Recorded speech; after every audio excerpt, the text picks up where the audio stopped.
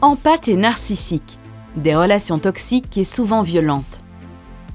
Les termes empathe et narcissique vous sont sans aucun doute familiers. D'ailleurs, les articles concernant les relations qu'ils entretiennent entre eux pullulent. Et ce pour une raison bien précise, parce qu'ils sont souvent unis par des liens troublés et complexes. Mais à quoi renvoient réellement les termes empathe et narcissique ? De quoi s'agit-il exactement et comment les définir ? C'est ce que nous vous expliquons ci-dessous en tentant de faire le tri entre idées reçues et réalité clinique. L'empathie, des définitions multiples. Bref aperçu. L'empathie fait référence à la capacité de détecter et de comprendre les émotions des autres. Cette capacité, si elle peut être travaillée, est souvent mise en œuvre involontairement et parfois même inconsciemment. Il s'agit donc d'une hypersensibilité générale, notamment aux sentiments de tous ceux qui entourent l'empathe. Souvent, ce sont des gens qui placent les besoins des autres avant les leurs. Des gens qui pensent aux autres avant de penser à eux. Ils sont animés par un puissant désir d'aider les autres et de leur apporter du réconfort. L'empathie est aussi synonyme de compassion et de prévenance. En effet, les empathes savent faire preuve de beaucoup de compréhension et de tolérance. Ils savent écouter et réconforter leurs proches, comme les inconnus. Un sens profond des émotions. Quand beaucoup de gens excellent aujourd'hui dans l'art de la dissimulation, les empathes arrivent à découvrir leurs émotions profondes. Les empathes ont donc un pouvoir extraordinaire, celui de sentir ce que ressentent les autres et surtout, de s'approprier ces sentiments comme s'ils étaient les leurs. Face à ces sentiments, ils réagiront souvent avec compassion et dans une volonté d'aider les autres. Le moins que l'on puisse dire, c'est qu'ils ont un grand cœur. Des liens profonds avec la nature. De manière générale, les empathes sont des gens très tournés vers la nature. Ils la considèrent avec beaucoup de respect et se sentent liés à celle-ci. Ce sont des gens qui aiment être à l'extérieur. Ils aiment souvent marcher, que ce soit dans les bois ou sur une belle plage. La nature agit souvent comme un exutoire pour eux, un moyen de se ressourcer. Les grands espaces les apaisent et leur permettent de se reconnecter à leur moi profond. Ils sont même essentiels à leur bien-être. Cependant, chacun a ses propres inclinaisons. Certains sont plus attirés par l'eau, d'autres par la terre, etc. Évidemment, leur empathie s'étend à toutes les créatures de la planète, notamment aux animaux. Souvent, ils se sentent plus à l'aise avec ces derniers qu'avec l'espèce humaine. Les empathes. Un manque de connaissance d'eux-mêmes. L'empathie n'offre pas que des avantages, bien au contraire. Elle peut s'avérer problématique, puisque les empathes ont souvent des difficultés à se connaître et à prendre une pleine conscience d'eux-mêmes. La raison en est simple.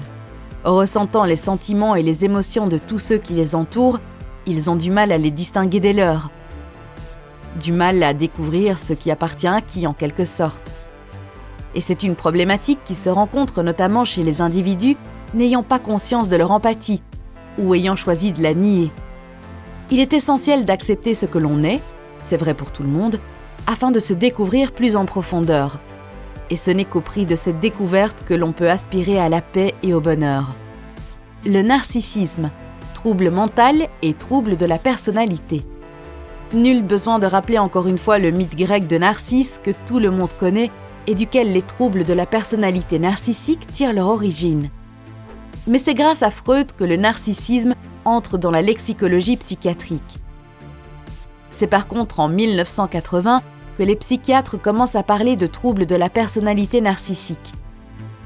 La catégorie mentale fait d'ailleurs, la même année, son entrée dans le DSM-3, la référence en travaux en psychologie et en psychiatrie. Le narcissique type, un individu centré sur lui-même. Le narcissisme, c'est d'abord une estime de soi exagérée. C'est se penser supérieur à tous les autres. Avoir l'impression que l'on réfléchit mieux et plus vite que tout le monde. Bref, les gens atteints d'un trouble de la personnalité narcissique se voient comme des êtres extraordinaires et donc inadaptés à notre monde. Ils sont au-dessus. Tout leur est dû, ils sont presque divins et tous leurs besoins doivent trouver satisfaction. Mais le narcissisme, c'est aussi une soif d'admiration et de reconnaissance. Beaucoup sont mégalomanes et aspirent à dominer les autres. un manque d'empathie totale. Cet égocentrisme démesuré suppose aussi une absence totale d'empathie. Étant complètement centrés sur leurs besoins propres, les narcissiques sont incapables d'envisager les sentiments expérimentés par les autres. Il y a presque un déni de l'existence de sentiments autres que les leurs. De fait, ils présentent souvent une tendance à la manipulation, puisqu'ils ressentent le besoin de soumettre les autres à leur bon vouloir. On remarque souvent une absence totale de considération. C'est d'ailleurs un trouble que l'on retrouve beaucoup dans les hautes sphères du pouvoir. Des narcissismes et non pas le narcissisme. Ce n'est qu'à partir des années 80 que l'on commence à s'intéresser vraiment aux causes et aux manifestations des troubles de la personnalité narcissique.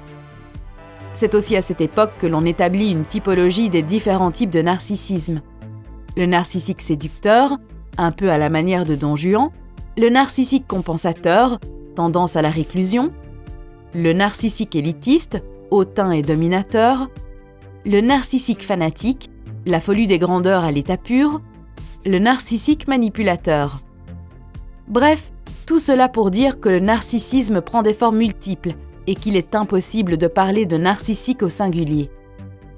L'occasion aussi de préciser que seul un médecin est capable de poser un véritable diagnostic, même s'il existe certains signes révélateurs que vous et moi sommes parfaitement aptes à repérer. Les troubles de la personnalité narcissique, causes et diagnostics. Parlons d'abord des causes. Difficile de les isoler précisément, mais le narcissisme résulterait d'un ou plusieurs traumatismes subis pendant l'enfance. On associe souvent le narcissisme à un manque d'amour et d'affection durant les premières années de la vie. L'égocentrisme serait une réaction, un mécanisme de survie mis en place inconsciemment et afin de faire face au manque d'amour expérimenté au cours de la jeunesse du sujet. Les enfants narcissiques sont souvent des enfants calmes et à la sociabilité normale, mais ils deviennent turbulents et instables durant la seconde enfance. À nouveau, nous vous rappelons qu'un diagnostic ne peut être posé que par un médecin. Quand narcissique et empathe se mettent en couple. Une attirance puissante. C'est un phénomène que les psychologues et les psychiatres isolent de plus en plus fréquemment. Les narcissiques et les empathes semblent être attirés les uns par les autres. Certainement parce que chacun reflète les pires craintes de l'autre, ce que chacun exècre le plus en l'homme. Mais au-delà de cette attirance, on peut se demander comment ces deux-là réussissent à rester ensemble. Et la réponse est assez évidente et est à rechercher du côté de l'empathe. Les empathes jouissent d'une forte capacité à s'identifier aux autres. C'est directement lié à leur qualité. En absorbant les sentiments des autres, ils arrivent à les penser et à les vivre comme s'ils étaient les leurs. Or, c'est ce qu'il se passe avec le narcissique.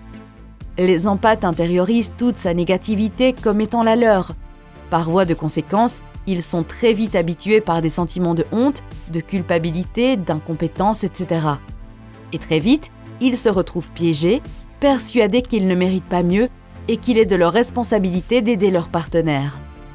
L'empathe, mu par un besoin de guérir l'autre. Les empathes sont souvent sujets à une peur terrible de l'abandon et du rejet. Qu'ils en aient conscience ou non, ils tentent de compenser cette crainte en faisant preuve de comportements aidants. Ils sont prêts à offrir leur amour et leur soutien à tous ceux qui les entourent, quand bien même ils entameraient de ce fait une relation toxique, avec un narcissique par exemple. Ils ressentent un besoin profond de guérir l'autre. C'est un fait, les empathes manquent souvent de confiance en eux. Ils comptent donc sur le narcissique pour définir les limites qu'eux-mêmes ont du mal à définir. Il leur faut tout simplement comprendre que la seule solution consiste à réfléchir à leurs craintes et à les affronter pour les surpasser. Bref, avant de donner aux autres, ils doivent apprendre à s'aimer eux-mêmes. Ils doivent aussi réussir à gagner en indépendance afin de pouvoir entretenir des relations saines et avec des partenaires sains. Du côté des narcissiques, l'attirance d'un narcissique pour un empathe résulte aussi des craintes qui sont les siennes. Et quand on souffre d'un trouble de la personnalité narcissique, on souffre souvent d'une peur de l'engagement, d'une peur de se lier aux autres et d'une peur de dévoiler ses faiblesses, toutes humaines qu'elles soient. Les traumatismes subis pendant l'enfance et le manque d'amour dont ils ont fait l'objet ont généré chez les narcissiques une incapacité à comprendre et à décrypter leurs émotions. ils n'éprouvent envers celle-ci que de la méfiance et de la défiance. D'ailleurs, la reconnaissance de leurs émotions n'est à leurs yeux qu'un signe de faiblesse et de vulnérabilité. D'où, d'ailleurs, l'importance qu'ils apportent à leur moi, au détriment de leur inconscient et de leurs sentiments. Mais attention, si elle est difficile, la guérison n'est pas impossible. Il s'agit d'accepter le trouble duquel on souffre, puis de se faire aider et accompagner tout au long du processus. Ce n'est qu'une fois ce long parcours terminé qu'ils pourront entretenir des relations humaines saines et épanouissantes. Empathe et narcissique. Comment sortir du cercle vicieux ? Les relations de dépendance basées sur la violence sont toujours des relations asymétriques. C'est-à-dire que chacun des partenaires reste pendant qu'il a quelque chose à apporter à l'autre ou à tirer de l'autre. Bien sûr, la première étape afin de s'extirper d'une relation abusive consiste à prendre conscience du caractère de celle-ci et de sa toxicité. Il s'agit de reconnaître et d'accepter le schéma dans lequel on se trouve. Dans le cas qui nous occupe ici, le déclic vient souvent de la personne empathique. Celle-ci doit comprendre que sa relation est malsaine. Elle doit accepter ses faiblesses et ses manques, puis être capable de se fixer des limites. Il s'agit en priorité de se détacher émotionnellement du narcissique et de comprendre que votre amour ou votre dépendance affective ne suffira pas à l'aider. L'empathe doit surtout parvenir à passer outre les sentiments de honte et de culpabilité qui risquent de l'habiter. Non, quitter votre partenaire toxique n'est pas une preuve de lâcheté. Il ne s'agit pas non plus d'un abandon. Il s'agit tout simplement de penser à vous et de faire la seule chose qui est possible dans de tels cas, s'en aller.